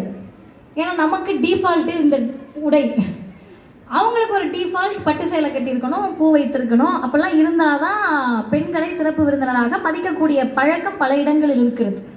ஆனால் நான் இப்படி வந்து நிற்பதற்கு ஒரே ஒரு காரணம்தான். என்ன காரணம்னா, நான் நிற்கும் மேடை எந்த மேடையாக இருந்தாலும் சரி என் மேடை அல்ல. இவங்கள மாதிரி நம்மளும் போய் பேசணும்னு நினைக்கக்கூடிய ஆயிரக்கணக்கான பெண்களின் கனவை தாங்கிதான் நான் மேடையில் நிற்கிறேன். அதே போல்தான் தம்பிங்களுக்கு சொல்கிறேன், படிச்சுக்கிட்டு இருக்கிற பெண்களுக்கு சொல்கிறேன், நீங்கள் படிக்கிற படிப்பு உங்களோடது கிடையாது. ஸ்கூலில் தேனிலையோ கம்பத்துலையோ பெரிய குளத்துலையோ ஆண்டிப்பட்டிலையோ இருந்து பேக்கை தூக்கிட்டு நீங்கள் வரப்ப தெருவோரத்தில் ஒரு தாத்தா நின்று, அவங்க பாட்டி நின்று, நம்ம போய் காலேஜில் அரியர் வச்சா பாட்டிக்கு தெரியவா போகுது, அண்ணன் மாதிரி படிக்கணும், நீ அக்கா மாதிரி படிக்கணும்னு வாங்கல்ல 3 வயசு பிள்ளைக்கு. அடுத்த தலைமுறையின் கனவை தாங்கி நீங்கள் பள்ளி பையோடு கல்லூரி பையோடு கல்லூரிக்கும் பள்ளிக்கும் சென்று கொண்டிருக்கிறீர்கள். இப்போ ஒருத்தரும் அந்த கனவை தாங்கி வருகிற போது சக மனிதர்களை நாம் அணுகக்கூடிய விதத்தில் தான் வெல்லும் சொல் இருக்கிறது. அதை சொன்னவர் பெரியார். ஒரே சொல்லில் சொன்னார், ஒரே வரியில் சொன்னார். எது அழகு? பல கவிஞர்கள் சொல்லியிருக்காங்களே, அது அழகு, இது அழகு, இடை அழகு, அப்படி அழகு, இப்படி அழகு, கூந்தல் அழகு, விழுகிற மழை அழகு, அருவி அழகு, எல்லாம் அழகுதான்ப்பா. நமக்கு என்ன பிரயோஜனம்? சிறு சிறுன்னு அருவியில் கொட்டுறதுனால நமக்கு என்ன பிரயோஜனன்ற மாதிரி பெரியார் சொன்னார், மானமும் அறிவும் தான் மனிதருக்கு அழகு. மான உணர்ச்சி இருந்தால் நாம் யாருக்கும் அடிமையாக இருக்க மாட்டோம். அறிவுணர்ச்சி இருந்தால் நாம் யாரையும் அடிமைப்படுத்த மாட்டோம். அதுதான் இன்றைய நாளுக்கான வெல்லும் சொல் என்று சொல்லி முடிக்கிறேன். வாய்ப்புக்கு நன்றி. வணக்கம்.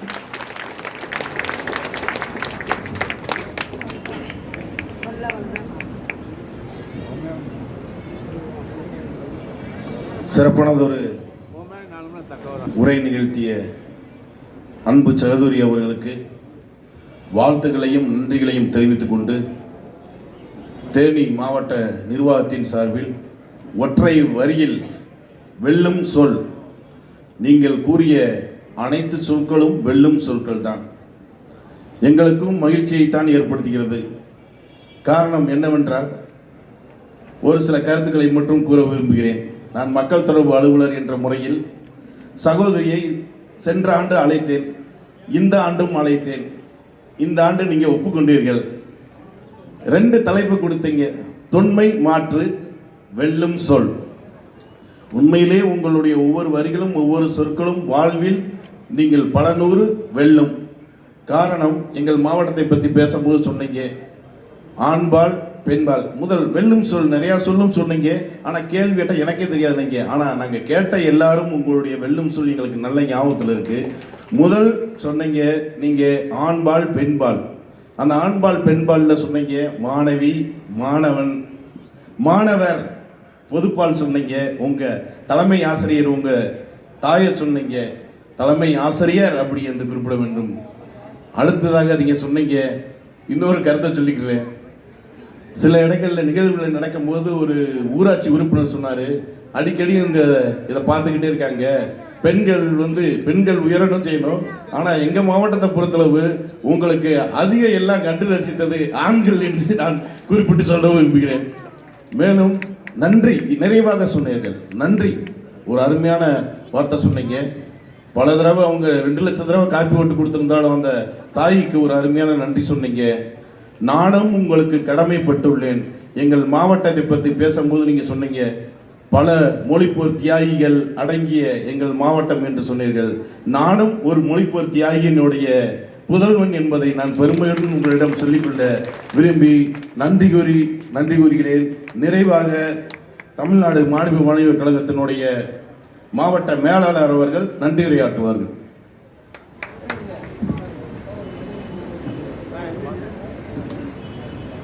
அனைவருக்கும் மாலை வணக்கம்.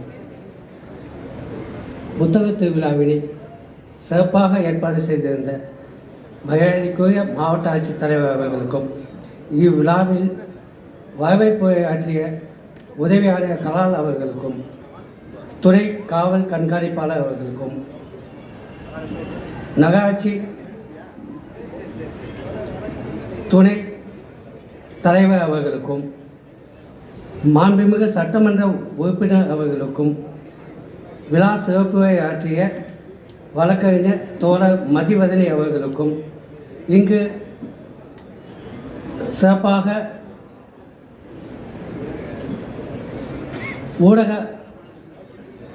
ஊடக ஏற்பாட்டாளர் அவர்களுக்கும், ஊடக நண்பர்களுக்கும், பொதுமக்களாகிய உங்கள் அனைவருக்கும் மாவட்ட நிர்வாகத்தின் சார்பாக மனமார்ந்த நன்றியை தெரிவித்துக் கொள்கிறேன். நன்றி, வணக்கம்.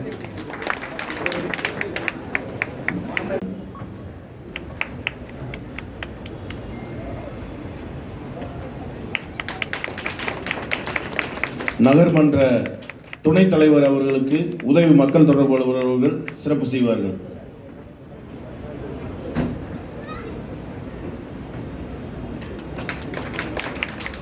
தமிழ்நாடு மாநில வாணிபக் கழகம் மாவட்ட மேலாளர் அவர்களுக்கு உதவி மக்கள் தொடர்பு அலுவலர் அவர்கள் சிறப்பு செய்வார்கள்.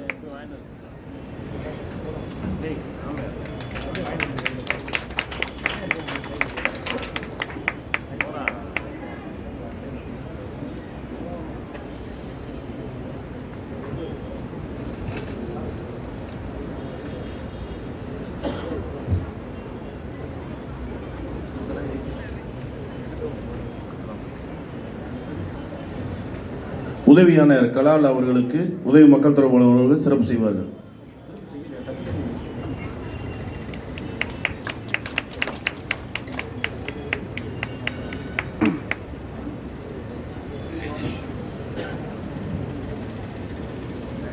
காவல்துறை துணை காவல் கண்காணிப்பாளர் தேனி அவர்கள் தற்போது வாழ்த்துரை வழங்குவார்கள்.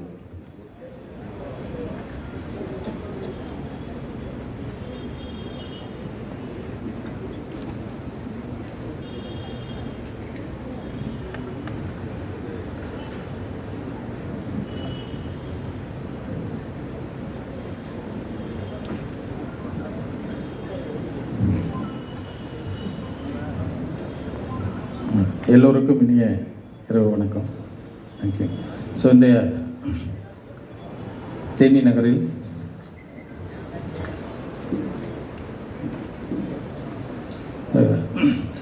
நான்காவது புத்தகத் திருவிழா தேனி நாடார் மேல்நிலைப் பள்ளியில் நேற்றைய தினத்திலிருந்து ஆரம்பிக்கப்பட்டு இன்று 2வது நாளாக நடந்து கொண்டிருக்கிறது. இத்தருணத்தில் இந்த புத்தக திருவிழா வருவதற்கு முழு முயற்சி எடுத்து இந்த சிறப்பான இந்த 2வது நாள் இதற்கு முயற்சி எடுத்த நமது தேனி மாவட்ட ஆட்சித்தலைவர் அவர்களுக்கு எல்லோரும் நல்ல ஒரு கரவொலி எழுப்பி நன்றி செலுத்த வேண்டும். அவர்களோடு அதற்கடுத்தாற்போல்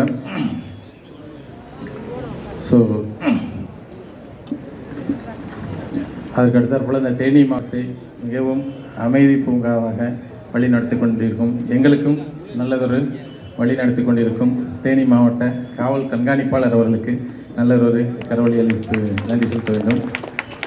தேனி மாவட்டத்திற்கு 2 கண்களாக இந்த தேனி மாவட்டத்தில் உள்ள இந்த சட்டம் ஒழுங்கு சீரும் சிறப்பான முறையில் வழிநடத்தி கொண்டிருக்கும் காவல் கண்காணிப்பாளர் அவர்களுக்கும் மற்றும் பார்த்திங்கன்னா அரசால் வழங்கப்படும் நலத்திட்டங்களை மிகவும் அருமையான முறையில் ஏழை எளிய மக்களுக்கு வழங்கி கொண்டிருக்கும் மாவட்ட ஆட்சித்தலைவர் அவர்களுக்கும் நன்றியை தெரிவித்துக் கொண்டு இத்தருணத்தில் 2வது நாளாக வருகை புரிந்து சொற்பொழிவு ஆற்றவிருக்கும் மரியாதைக்குரிய வழக்கறிஞர் சேமை மதிவதனி அவர்களுக்கும் நல்லதொரு கரவொலி எழுப்பி நன்றி செலுத்த வேண்டும். அதுக்கு அடுத்தாற்போல் உதவி ஆணையாளர் திரு பஞ்சாப் கேஷன் அவர்களுக்கும் PRO சார் அவர்களுக்கும் மேடையில் வீட்டிற்கும் எல்லோருக்கும் இந்த நிகழ்ச்சியில் வருகை புரிந்துள்ள பெரியவர்கள், தாய்மார்கள் மற்றும் பத்திரிகை நண்பர்கள் எல்லோருக்கும் எனது நல்லதொரு நன்றியை இத்தருணத்தில் உறுத்தாக்கிக் கொள்கிறேன். ஸோ எனக்கு தேனி மாவட்டத்தில் கிட்டத்தட்ட திசையிலேருந்து 22 வருடம் இந்த தேனி மாவட்டத்தில் நான் பணி செஞ்சுக்கிறேன். அதில் இதற்கு முன்னாடி தேனியில் ஆய்வாளராகவும் பணி செய்திருக்கிறேன். ஸோ இந்த புத்தகத்தில் இது நமக்கு அந்த இப்போ மாணவர்கள் இளைஞர்கள் தவறான பாதையில் போயிட்டுருக்காங்க. ஸோ எல்லாமே அதற்கு இந்த இளைஞர்கள் எல்லோரும் இந்த 7 நாட்கள் நடக்கக்கூடிய இந்த புத்தக கண்காட்சியில் இங்கே எல்லா விதமான புக்ஸ் இருக்குது. ஸோ அதெல்லாம் நல்ல முறையில் இது பண்ணி அவங்க வாழ்க்கையில் எதிர்காலத்திற்கு இது ஒரு நல்ல ஒரு கண்காட்சிக்கு அமைய வேண்டும் என்று கூறி விடைபெறுகிறேன். நன்றி.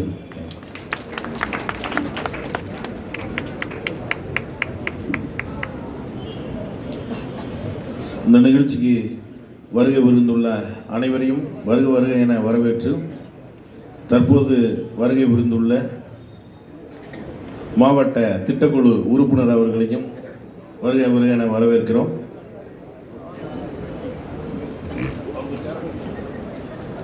அன்புக்குரிய எங்கள் புத்தக உறவுகளே, ஒருவரின் குரல் என்பது, அவர் பேசுகின்ற புலமை என்பது, கவிதை என்பது, இவை அவர்களுடைய பயிற்சியில் வருவது, அவருடைய ஆய்வில் வருவது, அவர்களுடைய தவத்தில் வருவது. ஆனால் குரல் என்பது இயற்கையில் உள்ளது. அது இயற்கையிடமிருந்து பெறுவது. அந்த எவ்வாறு அந்த பயிற்சியும் பெற்ற புலமையும் அந்த சொல்லின் திறமும் இயற்கையில் இருந்து பெற்ற அந்த குரலும் ஒருங்கே ஒன்றாய் பெற்ற நம் அருமை சகோதரி வழக்கறிஞர் மதிவாணி. ஒரு நாட்டின் ஜனநாயக அமைப்பு வலுவாக இருக்க வேண்டுமெனில் அதில் நீதித்துறை உறுதியானதாக இருக்க வேண்டும். அந்த நீதித்துறையின் முதுகெலும்பாக இருப்பவர்கள் வழக்கறிஞர்கள். அந்த வகையில் இன்றைய நாம் சிறப்பு விருந்தினர் அவர்கள் ஒரு பெண் வழக்கறிஞர். சென்னை உயர் நீதிமன்றத்தில் பயிற்சி செய்கிறார். இளம் ஆற்றல்மிகு பேச்சாளர். மேலும் இவரின் பகுத்தறிவு மற்றும் பெண்ணிய உரிமைக்காக கருத்துக்களை பரப்புவதில் தீவிரமாக செயல்பட்டு வருகின்ற அருமை சகோதரி. இன்றைய இளைஞர்களுக்கும் குறிப்பாக இளம் பெண்களுக்கும் நீதிக்காக நின்றால் வயதும் பாலினமும் தடையில்லை என்பதை தன் பயணத்தின் மூலம் நிரூபித்து வருகிறார் அருமை சகோதரி. அவரது சிந்தனைகளையும் அனுபவங்களையும் நம்முடன் பகிர்ந்து கொள்ள இப்போது மேடைக்கு இன்முகம் காட்டி சுடர்முகம் தூக்கி அருமை சகோதரியை அழைக்கின்றேன்.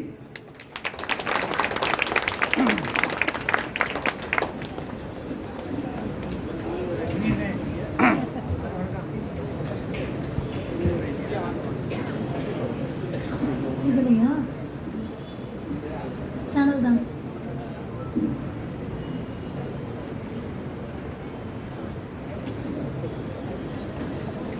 அனைவருக்கும் வணக்கம்.